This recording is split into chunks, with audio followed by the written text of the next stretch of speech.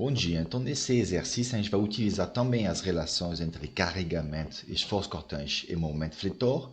Em relação ao exercício anterior, a diferença é a aplicação desse binário externo em cima da viga. A gente vai ver o que isso acarreta. Então, a primeira etapa, sempre encontrar todas as forças externas que atuam sobre a viga. Então, a carga distribuída eu vou substituir pela força equivalente de 9 kN que atua no meio, ok? E as duas reações aqui em A e D, vou utilizar as equações do equilíbrio. Então, primeiro do momento em relação ao ponto A, por exemplo, para encontrar a reação do ponto D, de 72,5 kN, e depois a força resultante ao longo do eixo Y para encontrar outra reação. Então, uma vez que você tem as duas reações, você redesenha o diagrama de corpo livre, colocando os valores que você encontrou, os sentidos, e a gente vai utilizar as relações derivada e parcial para desenhar os diagramas.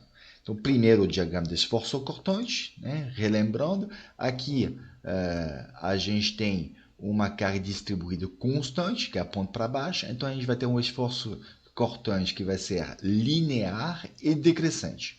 O primeiro valor aqui no ponto A, você pode refazer o que a gente viu no exercício anterior, mas se você faz um cortezinho aqui, perto do ponto A, você vai ter essa carga distribuída, mas enquanto você diminui o tamanho do corte que você fez, essa carga vai tender para zero. A única coisa que vai sobrar é a reação no ponto A, que vai ser igual ao esforço cortante no ponto A. Então, em parte do esforço cortante, que vale 67,5 kN, valor dessa reação, ele vai diminuir até qual valor aqui? Você sabe que a diferença entre o esforço cortante nesse ponto B e nesse ponto A vai ser igual a menos a área por baixo do diagrama da carga distribuída por unidade de comprimento. Menos porque aponta para baixo. Então, aqui a gente tem um retângulo, então vai ser 15 vezes 6, 90. Então, esse esforço cortante no ponto B vai ser o esforço cortante no ponto A, menos 90. A gente encontra menos 22,5. Você liga os dois pontos por uma reta decrescente. Aí o importante vai ser encontrar também essa posição, aonde que o esforço cortante é nulo. A gente sabe que é importante porque aqui, no momento fletor, a gente vai ter um extremo do momento fletor e também para determinar essas áreas. Como você vai determinar essa área se você não sabe o comprimento desse lado do triângulo? Então, o binário aqui externo não vai influenciar nada no esforço cortante. O esforço cortante é uma força. Então, a gente olha depois aqui, entre B e C, o esforço cortante vai ser constante. Tá bom? Ele vai sofrer uma descontinuidade do ponto C, ele vai diminuir de 50 kN, a gente já sabe. Então, passa de menos 22,5 para menos 72,5. De novo, ele é constante aqui. Ok? E no ponto D, ele vai sofrer aquela descontinuidade de 72,5, a gente sabe que tem que voltar para zero. Então, se eu tivesse outro valor que é menos 72,5, eu estaria errado. Então, após definir todo o diagrama de esforço cortante, eu vou calcular as áreas por baixo do diagrama, em cada zona.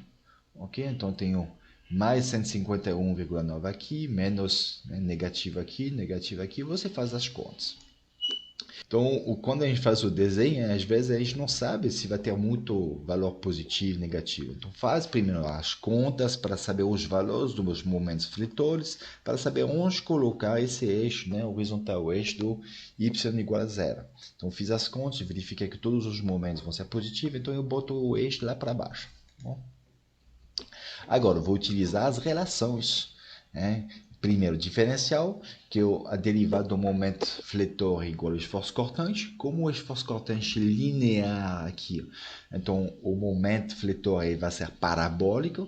Pode ser uma parábola nessa concavidade, na outra concavidade. Como eu verifico?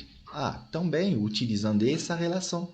Porque essa relação me diz que a inclinação do momento fletor é igual ao esforço cortante.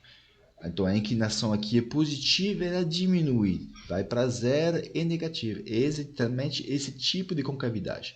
Então, não começa para horizontal, nem vertical, porque no infinito não vale zero, e uma certa inclinação inicial, que vale 67,5.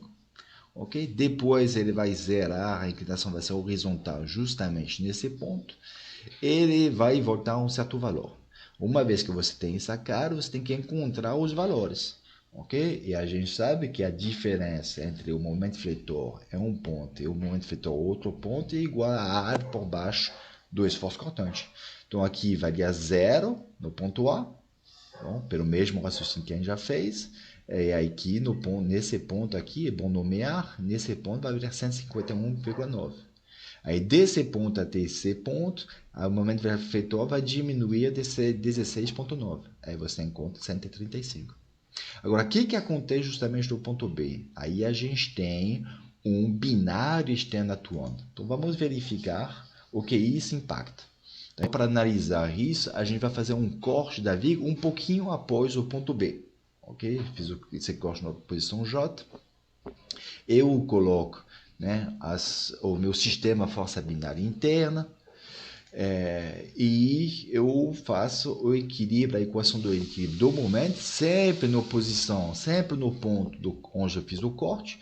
Eu escolho o mesmo sinal que o sinal considerado na convenção dos sinais. Eu vou encontrar nessa equação aqui, essa reação ela tem o momento em relação ao ponto J, momento negativo, porque geraria na sentido contrário desse valor. Não esquece de pegar a força equivalente da carga distribuída, então vou ter agora mais 3 vezes 90. Esse binário externo, ele tem um momento no sentido contrário, então vai ser menos 150, mais o momento fletor, igual a zero. Então, no final das contas, o momento fletor vale 285 kN. Então, você vê que o momento fletor, ele sofreu uma descontinuidade. Portanto, ao passar por um binário externo, o momento fletor vai sempre sofrer uma descontinuidade. Ele vai aumentar ou diminuir o valor do momento do binário externo.